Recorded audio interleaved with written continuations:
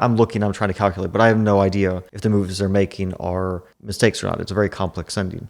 But the audience is reacting, like very audibly, and I can also see the players can hear it. If they just paid me a starting fee, no prizes, no tour points, and told me you play, and this is the way the tournament is, I'm not going to complain. Like, let's say that you want to make chess a business. I'm not an expert, but I can't imagine that the way towards that business is live ticket sales. I just don't see it. I think, like, if you want to make it a business, you have to sell it to for example, Prime or Netflix. But also, they deleted your interview, man.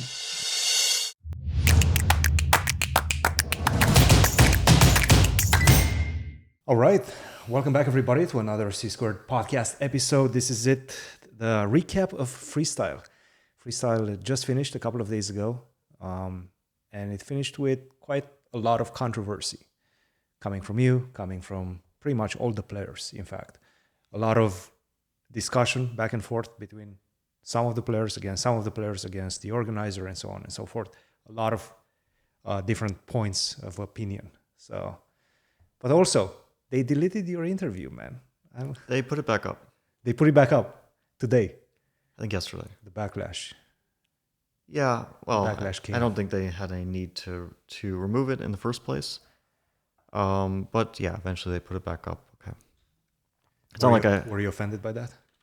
Not really, but you know, I mean, the thing is, obviously they're not censoring me, right? I can speak pretty freely. I don't think their intention was to. I just don't know why they decided to delete it. I guess to have time to discuss what to do, but you know, it usually doesn't work very well to do that. Yeah. If you try to hide something, usually it tends to come out in a more tenfold. The Streisand effect, right? But yeah, I had some complaints, which I'm sure they'll work in the future to do better. I don't think it really made sense to not say anything because, you know, they're going to have more events. I'm probably going to play more of their events. So why should I not let them know that there's some issue? So what did you say? Let's redo the interview more or less. Like, what was the biggest complaint about the event, about the organization? Obviously, this came after your loss against Hikaru, because there were some. It was after the tournament, after the tournament. Yeah, it was after I beat Arjun. But yeah, I didn't want to give an interview immediately after I lost the match versus Hikaru. Mm-hmm. You know, first of all, because I was going to wait anyway, and also I still had to play another match, so there was still something at stake. It was a match for 10 grand. It was a match for some extra circuit points.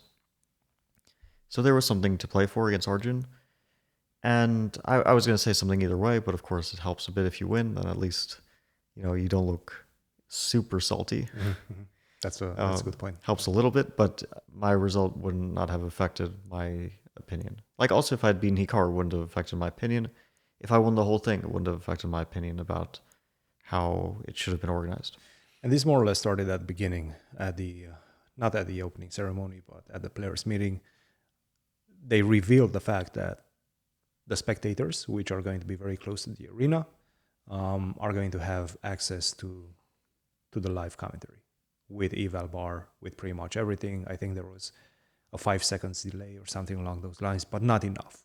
Like, you could see the eval bar going up and down, and obviously the players are. I mean, there wasn't supposed to be any delay. Maybe there was for technical reasons some delay. There definitely was.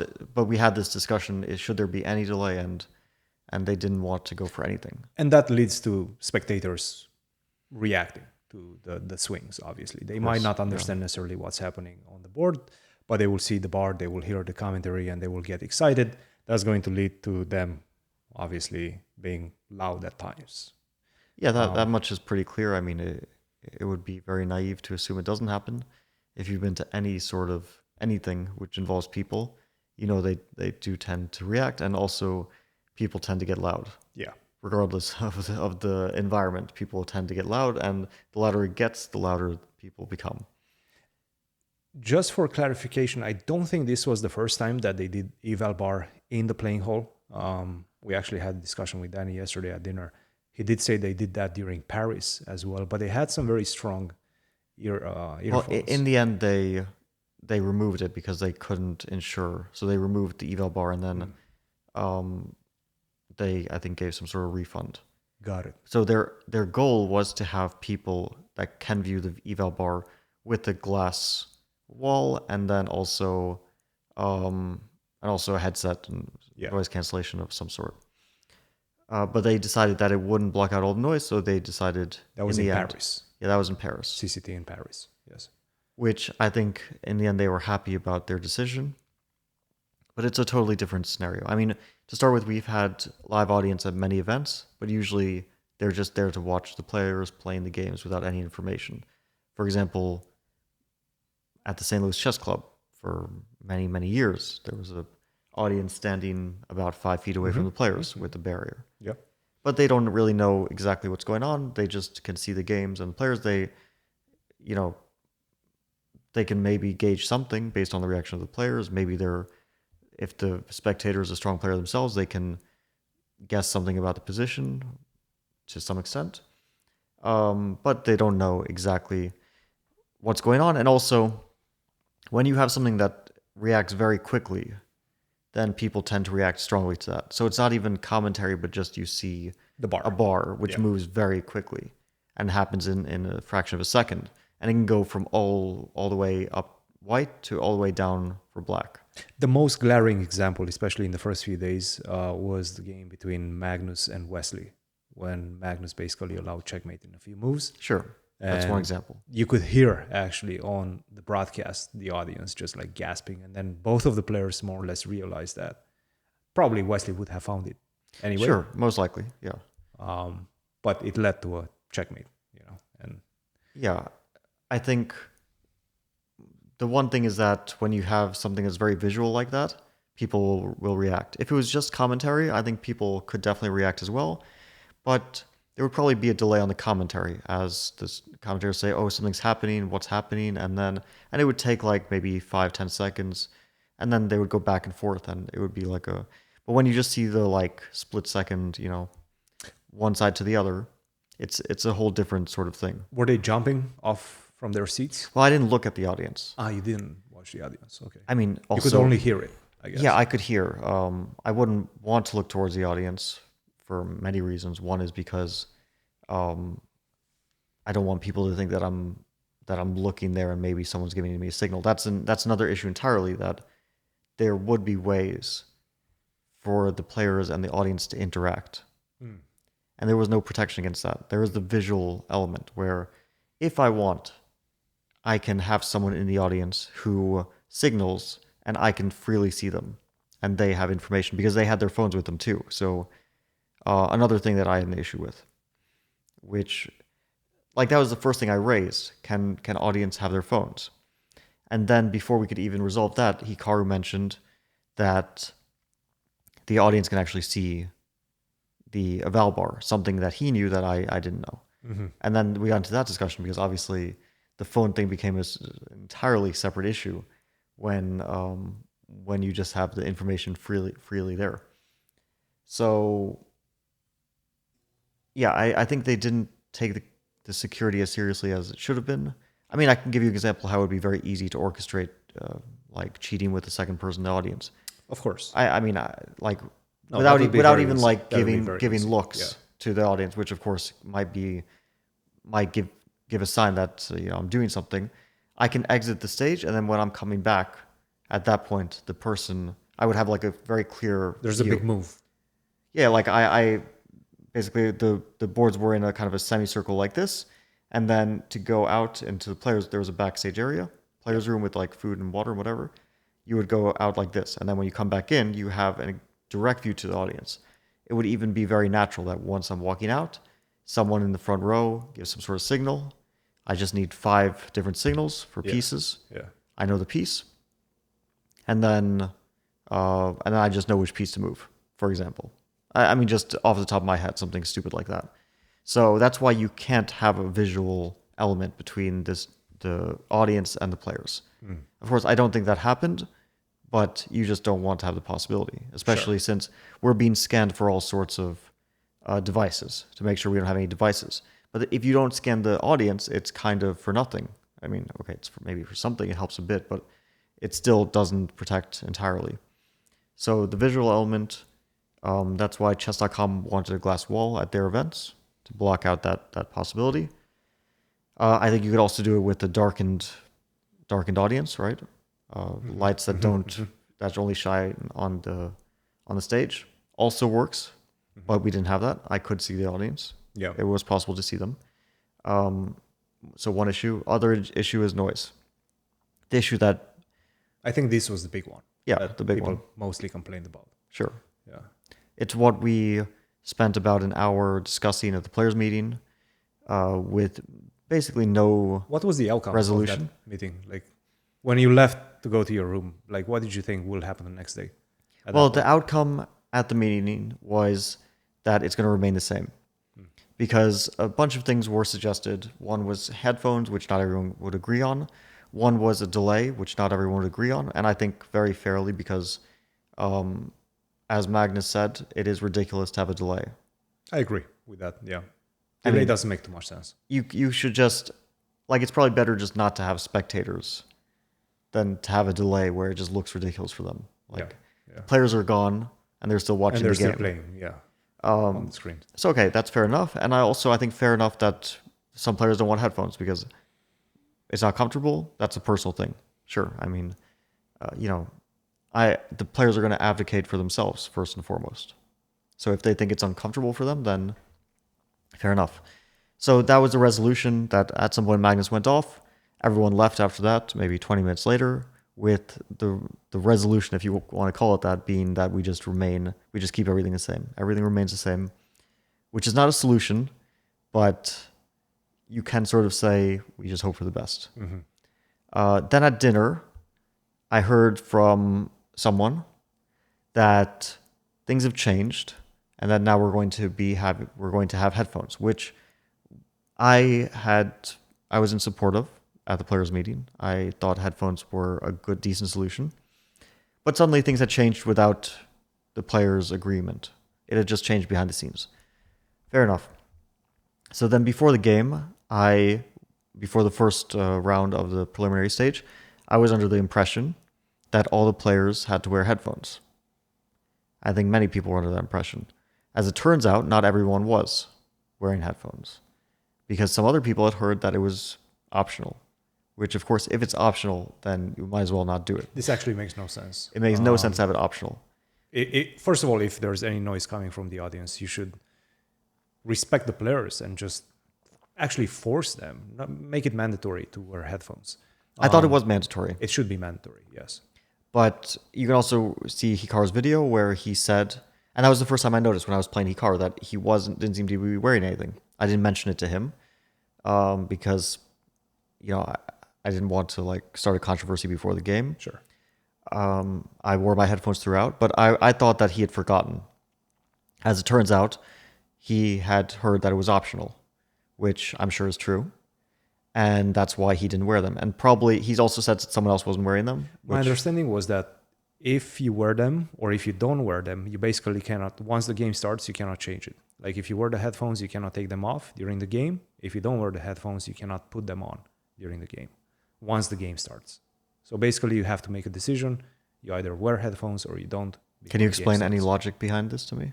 There's no logic. Okay. I mean, I'm not making the rules. No, I understand. I'm just trying to understand why this would be... It doesn't. I hadn't even heard of this. That's what I've heard. I might be wrong on this one. I was told before the preliminary stage that everyone will be wearing headphones, that it is mandatory. Yeah. So anyway, there were no serious issues as far as I can tell in the preliminary stage. Maybe that game between Wesley and Magnus, I don't know if the players felt it was a real issue. In my games, there wasn't a real issue, and I didn't speak to anyone who said there was an issue. So anyway, then the matches start, and Hikaru said that from this point on, he was told that they are mandatory. Which it probably changed after. Yeah, sure. It always changed. I mean, obviously, you can't have regulations that are changing mid-event as well. That's a problem.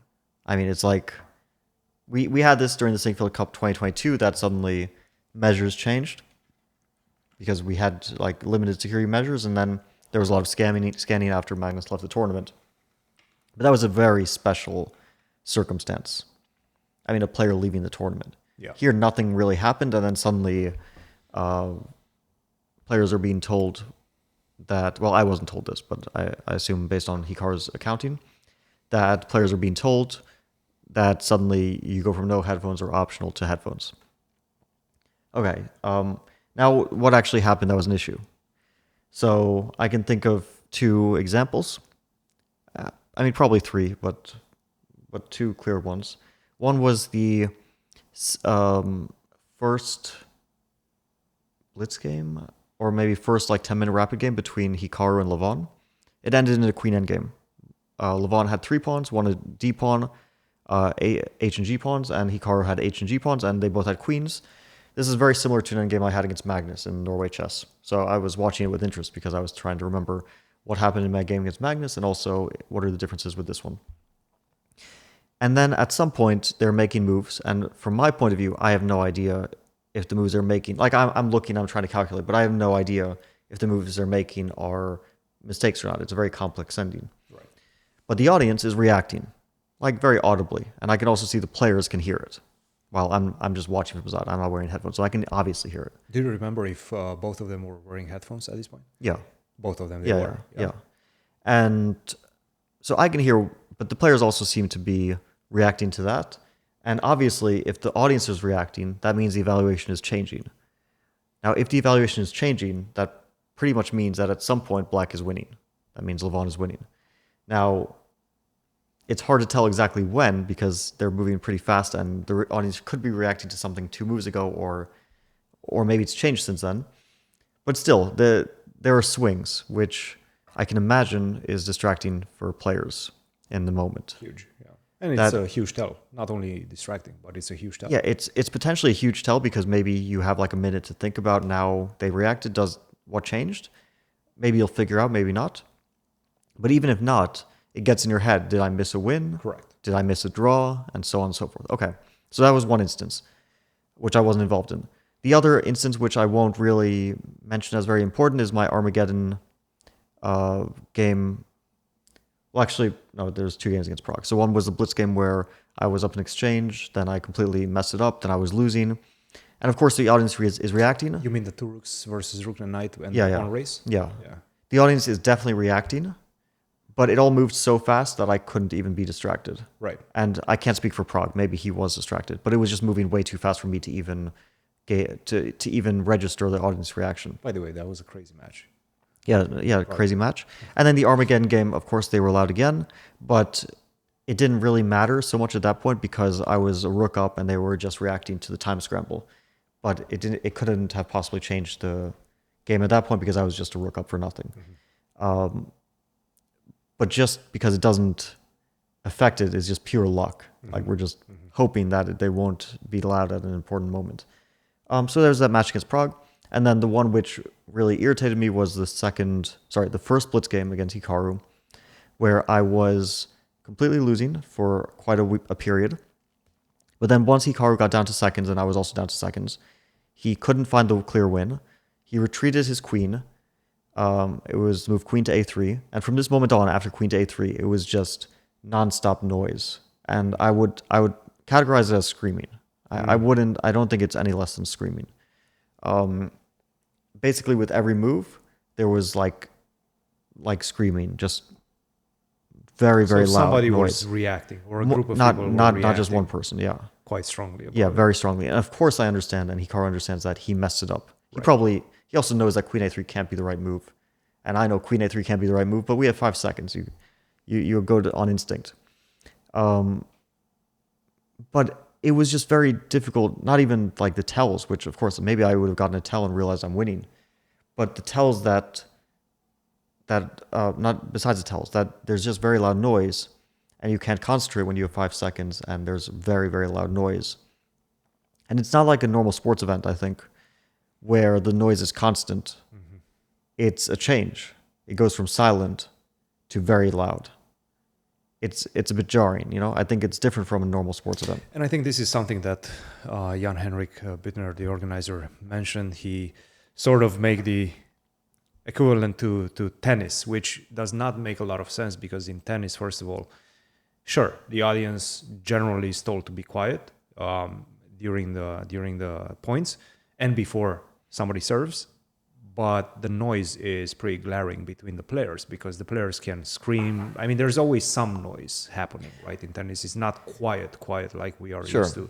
To be in chess. Also, it's not like whenever you have a great move, let's say, or like the eval is changing in your favor or in your opponent's favor, it's not the same as in tennis. Like it's just in tennis, it's a beautiful shot, sure, and then somebody responds with a beautiful shot, but the eval of the whole point does not change, right? Well, I mean, the first thing is that in tennis you don't have secret information, right? In chess you do. Yeah. I mean, the players are on their own, Yeah. and you watching or not. In tennis you don't have that. I mean, everyone can see where the ball is going, and it's about the players are making their shots, but their shots aren't based on someone yelling something out, right? And I think we should probably make it clear that we should find a system. I understand the balance between entertainment and chess and purity of chess, but we should find a system that doesn't necessarily damage the whole integrity of the game, right? I think this is key. Like and I'm sure, I think there are ways in which you can do that.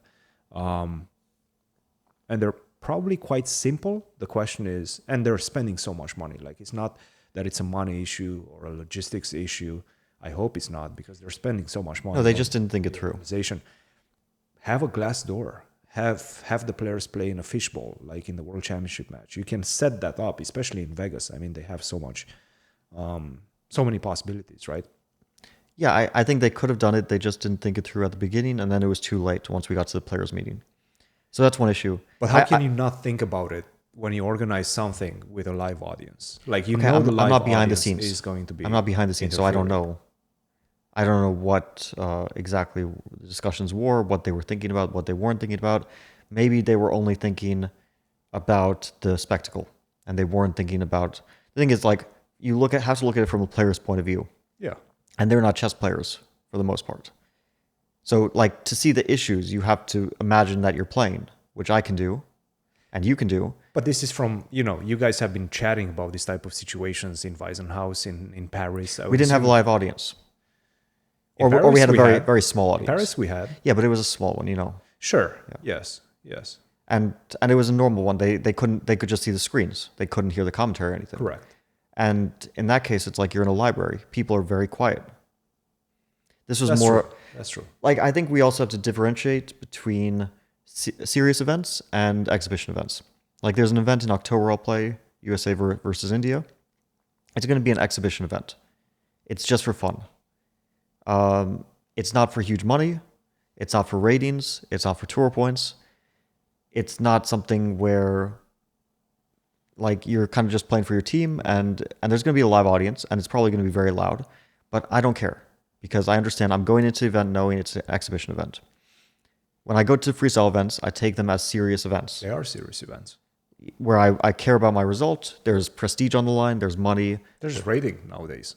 There's even some freestyle rating, which I don't know what exactly it's going to be. It's going to be impactful. Sure. Maybe not right now, maybe not this year, but in the future it's going to matter. Sure. But in any case, I take them seriously. So when I go to the event, I air my complaints out or my concerns as if it was a serious event. Sure. If they just paid me a starting fee, no prizes, no tour points, and told me you play, and this is the way the tournament is, I'm not going to complain. It's only for the show. Yes. Yeah, it's your show. You run the show how you want. Sure.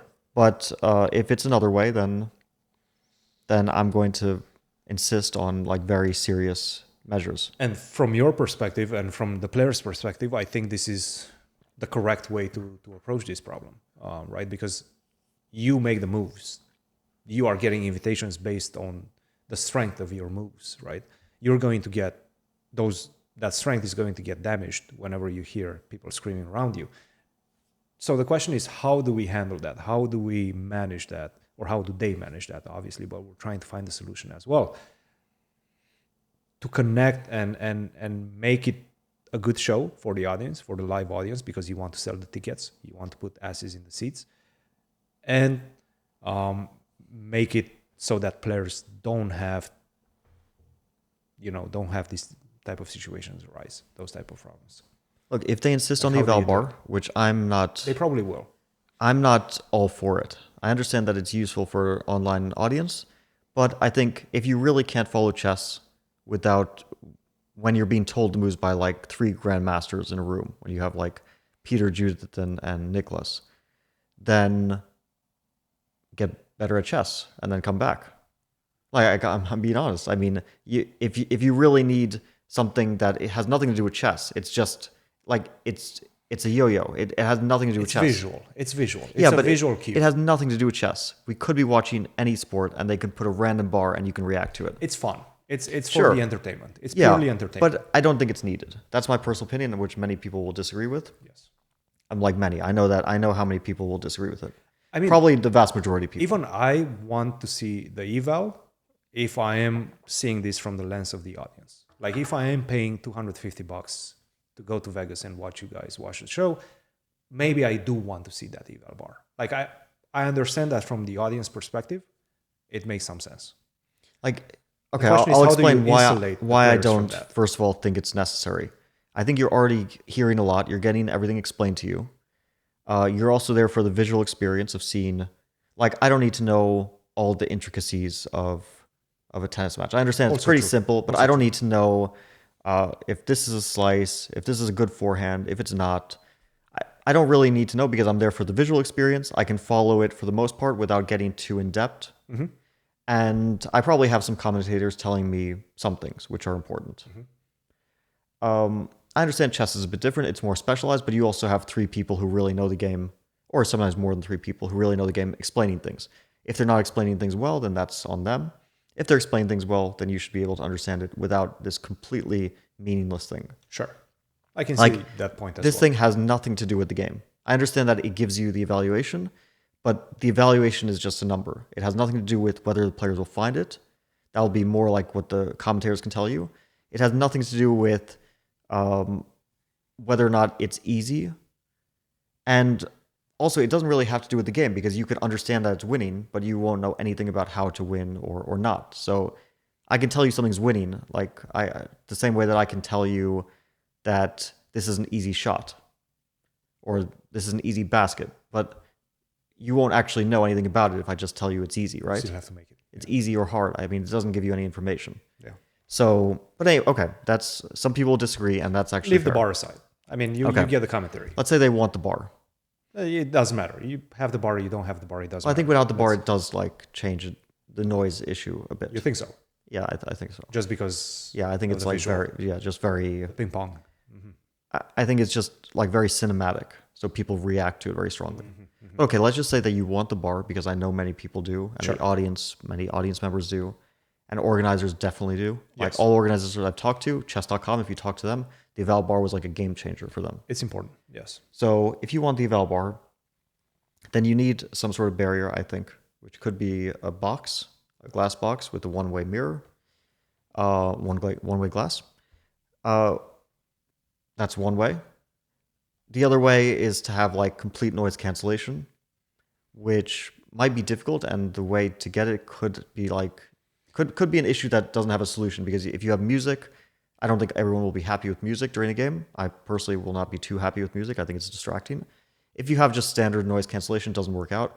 If you have white noise, can actually be pretty unpleasant, I think, to listen to white noise for like 6 hours or more.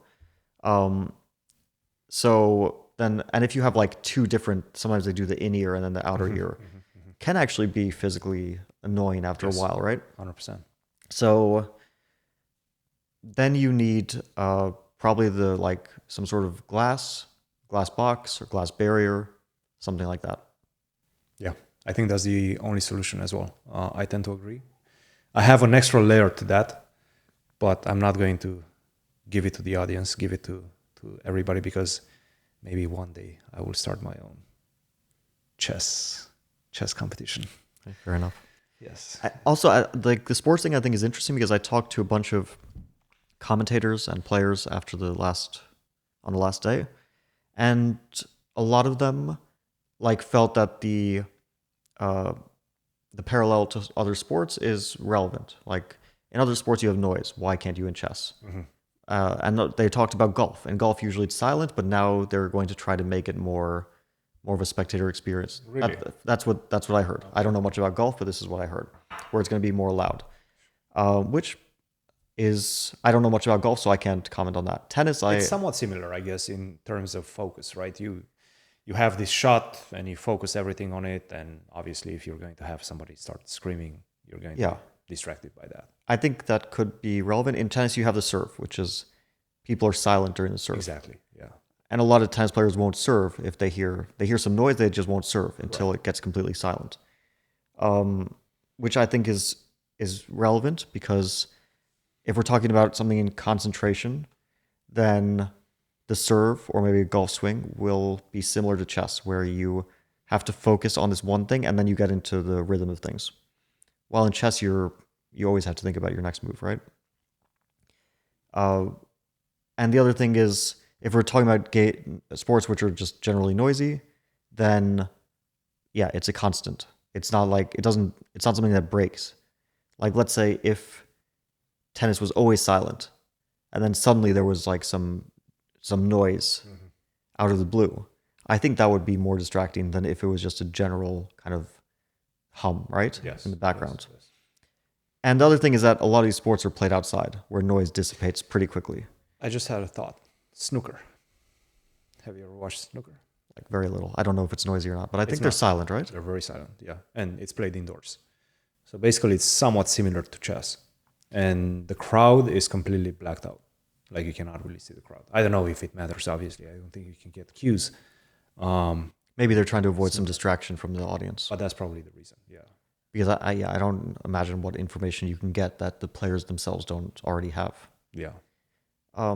But also I would assume snooker is not that, I don't know if it's popular or not. I guess it's not like. But whether it's popular or not, it doesn't really matter. Chess was also not popular. But this is what they're trying to achieve, right? This is the organizers' goal, dream, right? They want to popularize chess in a way which brings a new audience into the game. And they're trying to do that using all of these visual cues, I guess, is the way they're trying. I mean, I do really wonder about like, let's say that you want to make chess a business. I'm not an expert, but I can't imagine that the way towards that business is live ticket sales. I just don't see it. I think, like, if you want to make it a business, you have to sell it to, for example, Prime or Netflix. Sure. You have to sell the rights to the show. Sure. Because, like, imagine ticket sales.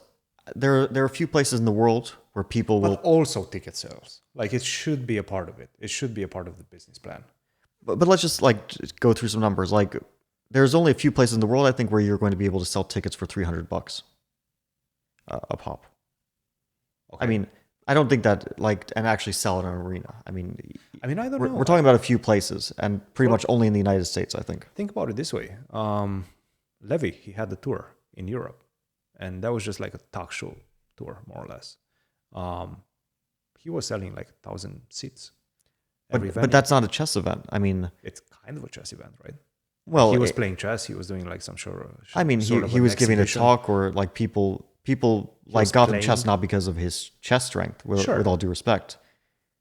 I mean, like, he's a personality and he's very popular, right? But that's what. But in the same way that, like, Joe Rogan is popular, sure, and not to the same extent, but like it's not because Levy. He is a good player, of course, but there are hundreds of players better than him. But still, it's chess fans that are It's Gotham chess fans that are coming to his shows. I really think there's a distinction. It's fans of Levy. Sure. It's not fans of chess. They may have only watched Levy. They might not have watched chess outside of Levy. Okay, maybe it's not a good comparison. I don't know. I think I could be wrong. I mean, there's obviously a connection. I mean, he's a chess YouTuber and personality and commentator and so on. But if he can sell 1,000 seaters, then chess as a show should be able to do that as well, with so many personalities. Like, you have yourself, you have Magnus, you have Hikaru playing in the same tournament. That's a lot of personalities already. You have Hans, that's a lot of personality as well. It should be able to sell 1,000 seater. It's possible. On the other hand, like 5,000 seater, a speech or a talk or a press conference is much more accessible than a chess event. That's one thing. I mean, like, everyone can listen to a talk. Sure. not everyone can follow chess. But that's the thing. I think we have the numbers. Like, I think we have the numbers of people that can understand chess and are interested in seeing players compete against each other. Like, I think that we have those numbers right now. The question is how to make it accessible. I am ready to be wrong on this. Yes. Like, it is possible that you will sell 1,000 seats a day for a week. Hopefully more, yes. I'm very skeptical, but it is possible. Yeah. I mean, we're not there yet. Like, 100% we're not there yet. In Freestyle, I think probably the entire capacity was about 300. I could be, I didn't count every seat. I don't know the numbers. And on the last day, I think it was pretty much sold out. With a caveat that there were people like from the organization, from the players, and so on and so forth. So of course it wasn't entirely sold out because there were a portion of those were people involved in the event directly. Outside of the final day, I think it was a bit like some days were kind of maybe half sparse. Some days were like 10% of seats. Some, 10%. That bad, huh? Some were kind of close to empty some days. Which also you can't blame people if they're like their final match is my match against Prague, and it's already 11 hours into the day. Speaking of that, I think that's a problem. I think they should focus very much on shortening the days somehow. Yeah, I think they're going to work on that. So I'm not going to complain about it. Like 3-4 hour shows must be the most you're going to play. Yeah, it was literally like you guys can look back on the first quarterfinal match. It was an 11-hour, 7-minute show. Yeah, we didn't play for that entire duration of time, but the show from start to finish was 11 hours, 7 minutes, which I don't know. Like there are some sports that do this. You're not going to sell the rights to any company based on that. But yeah, it's pretty unusual, on right? ESPN with an 11-hour show. The best chess show I've ever watched was a 45-minute show. It was I don't think they're doing it anymore, but it was this Armageddon series. I liked it. Those were fun. Yeah, I liked it. It was literally like 45 minutes from start to finish. I would basically just sit down, have like a little snack, and then don't waste my time figuring out who's going to win this tournament. They also invited me to play, but I felt the format was too complicated, so I declined playing. And then I looked at it, it was kind of fun. I was like, well, maybe I should have actually accepted this invitation. But the shorter, not necessarily the better, but there's definitely diminishing returns. And at some point, you're just wasting time in the show. But okay, I think they're going to fix that. They're going to find a better, I actually trust that they'll find a better format. Because they've also said that they're looking into the format, and it was too complicated. I think they realize that this group and that group, and then the groups are merging and the time controls are changing. It's not ideal. So I'm not complaining about that because I think they're experimenting and they're going to find a better product in the future.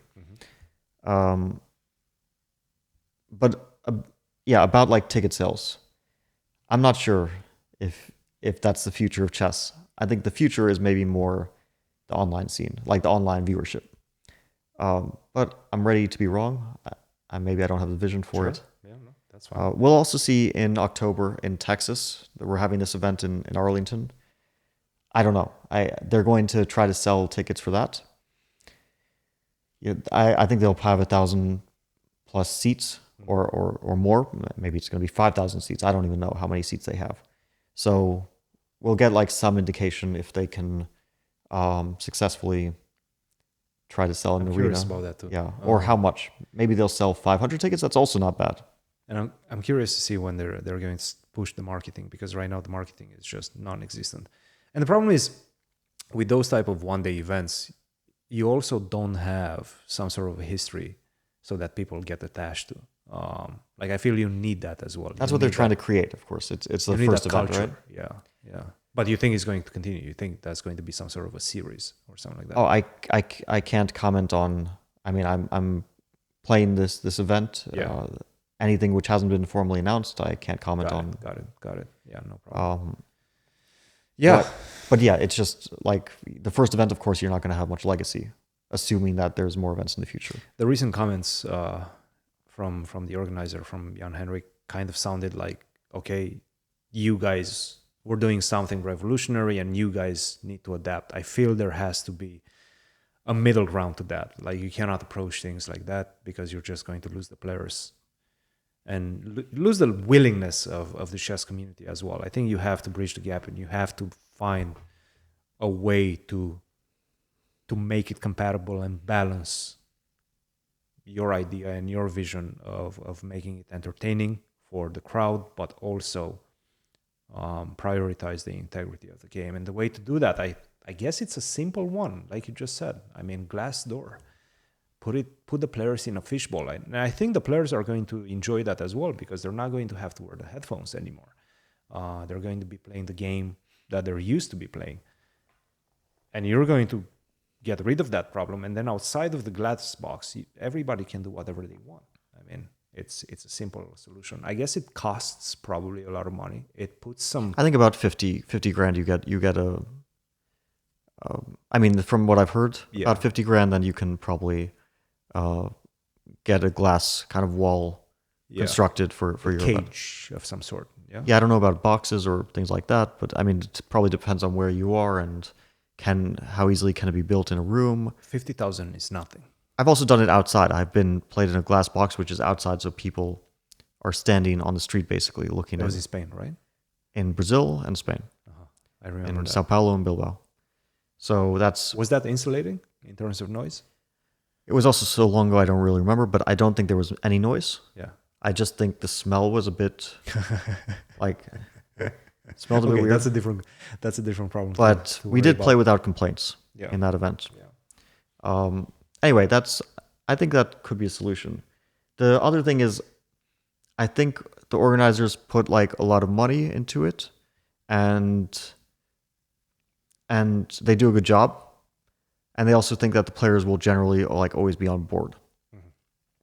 But the thing is, like, the players who like win, they make a lot of money. Mm-hmm. But the vast majority of players in this tournament don't get close to making big money. I mean, like, there were 16 players from 16 to 13. They got 7,500, which very quickly goes down when you consider that there are some costs involved in this. And it's also 10 days event, so it's $750 a day. And then there's costs, and it's no longer an enormous prize. And then from 12 to 9, it was, I don't want to get it wrong, but it was 10,000? Either 10 or 12. Sure. Something like that. Decent money, again, but it's $1,000 a day. There are expenses involved. If you're like staying in Vegas and there's food costs, and there's also, people took seconds, some of them, for example, I did. And there's flights, for example. The flights were not covered. I mean, again, I can't speak for everything, but there's some flight costs. Seconds, whatnot, yeah. And again, if you're talking about, for example, players like Lenier, they make a good living in general. Mm-hmm. Their life is not changed by the existence of this 10K, right?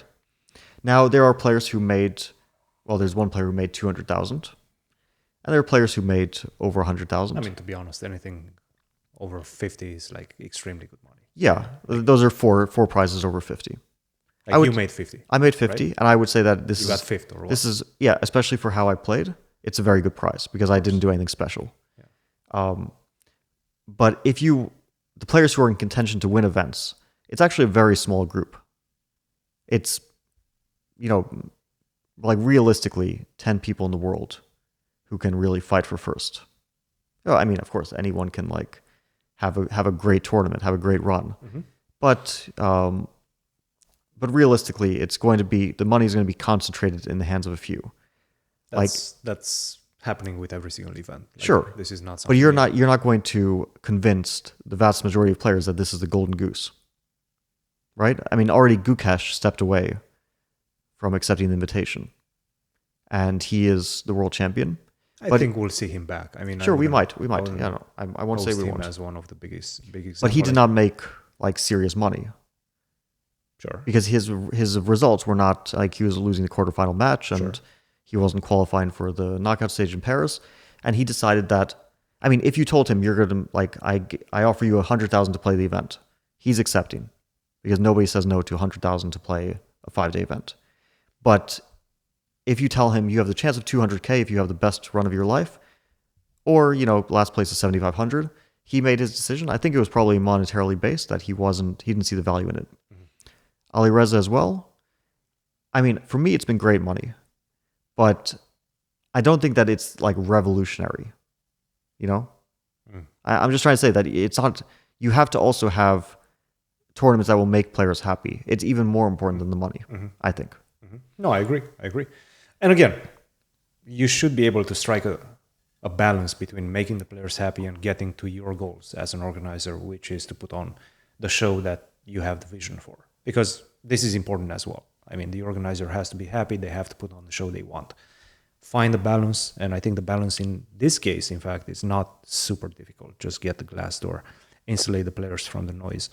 And that's basically it. I mean, if they can do that, they'll probably make the players happy, which is a solution for that. And then they can work on their main business idea, which then they can do whatever they want. Is of course a bigger challenge, right? And this happens this is also an important thing from a show perspective. You have to say, hey, this is our arena. Like, you can make a thing out of that. You can make a part of the show out of that. Like, this is the arena that the players are going to be in. In MMA, you have the octagon. In boxing, you have the ring. Like, there's always a place where the players meet.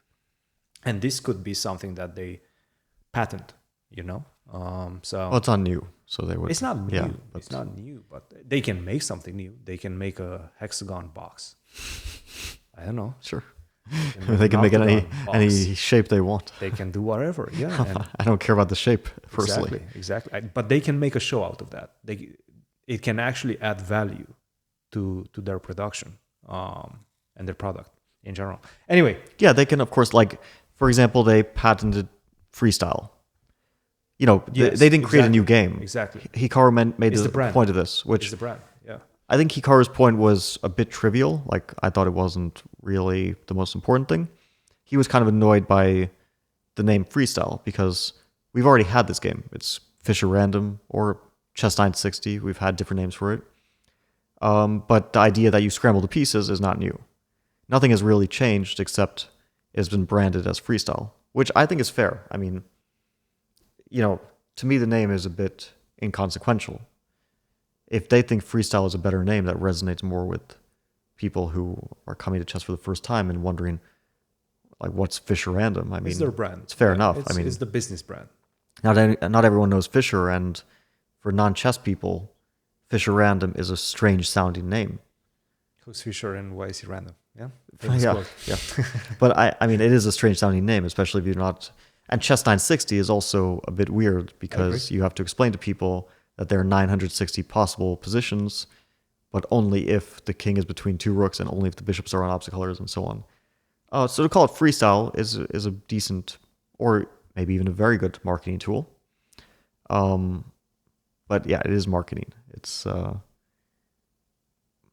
which I'm okay with. And that's it. That's it in terms of discussion about logistics, about the show itself, about the tournament. But how about the games?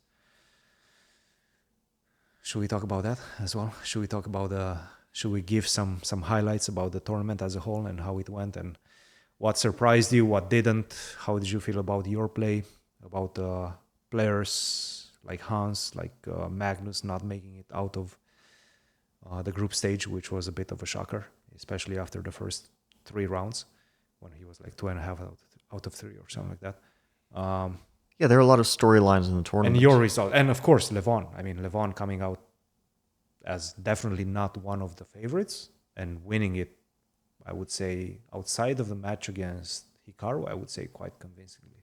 Like, before the tournament, I would say Levon is one of those potential favorites. Dark horses, yes. Yeah, you could say that. I mean, he's... Oh, you would count him as one of the favorites? I would count him among a group of players who can potentially win the tournament. Okay. If you want to call them favorites. I think you have 16 players. Sure. If you asked me to bet on like 4 players among all others, of course I would put Magnus there. Mm-hmm. And I would probably put myself. Just for personal reasons. but also because I think I do have decent results Yes, of overall in course. this. I mean, And we're a lot in of people I second think would put position. Hikaru. I think it's very fair to put Hikaru. He's had consistent results and he is capable of winning this event. And I wouldn't think it's crazy to put Levon as the fourth player. I mean, again, you could be proven wrong. I mean, he could have a bad event. He had one in Weisenhaus, but he's won Fischer Random events in the past. He's definitely very capable. And I would not, in a single match, I would not place Prague over Levon. I wouldn't place Arjun over Levon. I wouldn't place, I don't think I would place, I wouldn't place Keimer over Levon for sure. I mean, first of all, Levon won a match against Keimer in... Sindarov? Of course not. I mean, No. Sindarov would also be one of those dark horses for me, but I would probably pick Levon over Sindarov. I think that he's his top level is a bit higher. Of course, his ceiling is way higher. But Sindarov's fighting ability, of course, can compensate for a lot of things. I mean, he's a tremendous fighter, and in a single match, Sindarov could easily beat Levon. But if I was forced to, I would put money on Levon. Sure. So, to me, he's one of those potential favorites. Maybe hasn't been the most consistent, but definitely can win. And I think he definitely deserved it fully over anyone else by far. 100%. I think it wasn't one of those lucky things. He beat Magnus in a 2-game match to decide who would get knocked out immediately, which, as you mentioned, Magnus didn't make it. So it was a messy match for sure. But the first game, Levon outplayed him cleanly. The second game was complete shit show, complete. But I understand they're very nervous. It's a long day. How would you like the Hans commentary? Hate watch. The Hans hate watch. Actually, pretty entertaining. Hate to admit it, but pretty entertaining. The game was a mess. It was fun. I did watch, of course. It was very fun to watch. So he went through Magnus first. Then he beat Hikaru. This was his most dangerous moment of the tournament because he lost the first game, and the second game, at some point, was heading towards a draw. Levon had 2 bishops, and he had doubled f-pawns and a d-pawn. And Hikaru had knight and bishop, and he had an f-pawn and h-pawn. So Hikaru was down a pawn, but there's double f-pawns. And at some point, Hikaru could have just pushed his pawn to h6 or to h7, and then there would be nothing that Levon could do. The game would be over. In fact, the position is so drawn. I don't know if we could get a board for this, but Levon could capture the d-pawn with his knight, and then even sacrifice his... Sorry, he didn't have an f-pawn. He had a g-pawn. There was a knight on f4 and a pawn on g3, not an f-pawn. So he could have at any moment played knight e6 takes d4, sacrificing the knight, and then even giving up the g-pawn. And the position with a bishop on g6, pawn on h7 versus black's bishops on e5, e4, and pawns on f6, f5 with black's king on h8 is a fortress, which is a very funny fortress. There were even easier fortresses. He could have... Doesn't matter. But even that one was a fortress. So he just had to push his h1. But for some reason, Hikaru got worried by his body language, clearly worried, and then kept his pawn on h5, where it was much less restrictive of black's king. And then the technical phase by Levon after that was... I mean, it wasn't losing already, but it was going downhill for Hikaru, and the technical phase by Levon was excellent. And then he won that queen endgame we talked about, and that was it. Yeah. I think there was one final game, but I don't remember anything special going on in that game. So he went through Hikaru, obviously huge challenge as well. Arjun. Then he beat Arjun 2-0. Early easy, yeah. I think it came down to the first game. Convincingly, but the first game, the opening was very bad for Levon, but at some point, Arjun blunders that there's bishop takes d4, I think. And then it suddenly gets very dangerous for him, and he wins the first game with black. Second game was very smooth. 2-0 against Arjun. And the last match, I wouldn't say smooth, because he was losing the first game in an obstacle or bishop endgame. But if you consider the second game overall... You mean the match against Hans? The match against Hans, the final. Yeah. If you consider the second game where he did win very convincingly, then I would say overall smooth match. Yeah. Of course, danger in the first game. It comes down to the first game very often. That second game against Hans was so strange because for whatever reason, Hans decided to spend 70% of his time in the first 5 moves, 10 moves. Yeah, he probably didn't like the was. opening. It just. Did you have those moments in any position? Because obviously, you've talked about this. Sometimes the position is just really bad for black. Did you feel that way in this tournament? It wasn't bad, but it was dangerous. But the computer very often shows that there's a lot of possibilities that, for humans, are hard to understand are fine. Yeah. It was a very unfamiliar position and it looked dangerous, but it was surprisingly okay for black for quite a while. But the trajectory of the game was just that, white was pressing the opening and Hans was getting low on time, and at some point it was just there was no return. The position was too bad, the time situation was too bad, there was no coming back from it. So that was the final. Levon first, Hans second, Magnus third. Came from a tough situation. Yeah, won a lot of matches. So overall, I think he was probably happy, all things considered, just because he won so many matches. It actually kind of feels good to do that. And third place isn't bad. Hikaru fourth, losing to Magnus in the final match. Third, fourth, which they weirdly, I was checking on chess.com and they weirdly put that as the grand final and the match Levon Hans as the final. What? That's how it was listed. No. Yeah. Really? The final was Levon Hans, but then if you went to lower bracket on the kind of drop-down menu, then I mean on the app, on the chess.com app, right? Yeah. Okay. On the drop-down menu, it said grand final. I thought it was on the broadcast somewhere. I was fifth. I beat Arjun 2-0 in the final match. Kind of similar to how Levon beat him. First game, very, very shaky, but winning with black, and then second game, Arjun wasn't quite himself. What's your take on Hans and his performance? Obviously, this is the first time we're seeing him sort of in the mix with the top players, playing one of these big events. We've seen him at the US Championships. Obviously, he's done quite well, but this is freestyle. We haven't seen him in freestyle. Is he a contender if he gets to play these events regularly? Yeah, I would say he's one of those players I would put him in the same category as Noterbeck or similar level, basically a top 10 player. It's a bit of a small data set, so maybe I'm reaching too many conclusions, but yeah, I would say obviously not the same style, not exactly the same level, but very similar to he's a Noterbeck. contender. Yeah, for sure. Yeah. If we're judging based on Vegas, it's one event, but still, I think it's a fair. I think he's very good at practical play. Perhaps he sometimes makes strange decisions and gets in trouble because of that, but practically he has this sort of fearless style which helps. He has a good game sense. Yeah, I would say that. He feels like when it's bad and he should start to play very practically, and then he feels when it's good and he should try to take more time. For example, the Queen C1 against you. I think that was a good decision. Sure, yeah, that's an example. And he took it very quickly. I think he realized that basically he's busted. Things just went very wrong, and now is the time to just play very quickly and hope it gets to time scramble. It was a good decision. Yeah, it was kind of a regrettable game for me. But not easy. I mean, I was watching it with the engine, and obviously the engine is helping always, but the lines that the engine was showing were not clear at all to me. It was a kind of murky. At the end, when you repeat it, to be honest, when you repeat it, I think it was a good practical decision. No, I think probably at the end I should be repeating because I'm barely better anymore. Yeah. The kind of chances I had were probably connected to knight. There was a moment when I could maybe sack the exchange, rook takes e3. That was one. Or after I trade rooks to play knight d5, put my king in the center. Those were the clearest things. You wouldn't say clear win, but the position's a bit murky. You kind of have to get your hands dirty, unfortunately.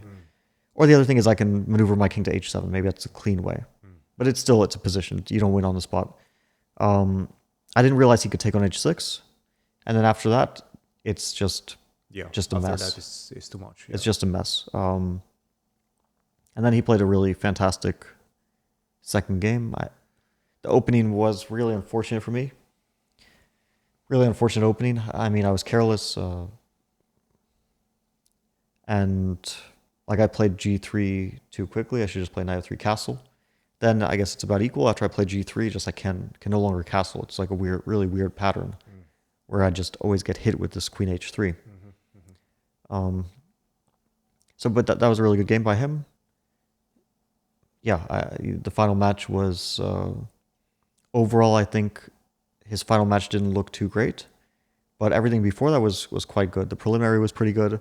Match against Sindar was pretty good. Match against me was, I think it was a tough match for him, and I definitely had more chances than I made use of. But yeah, he did play a really important, really good final game, and that's very often what it comes down to. Cool. All right. I think that's it. You're off to Riyadh. You're off to the Esports World Cup. You're going to have to bring your own keyboard and mouse. Good luck with that. Have fun. Enjoy, and probably you're going to have the same problems with the noise. But yeah, new experience, Team Liquid. Should be good. Should be a lot of fun. Yeah, we'll see. I have no idea what it's going to be like. I just don't know. I mean, I'm leaving very soon for Riyadh, and then it starts pretty soon after that. Yeah, but I have no idea besides that what it's going to be like. Cool. All right, Fabi, have fun in Riyadh. Good luck and bring it home. And yeah, we'll speak after. Cheers, guys. Hope you enjoyed. Don't forget, like, subscribe, and all the good stuff, because that's the best way you can help the growth of the channel and what we do here at C Squared. So cheers, and we'll see you in the next one.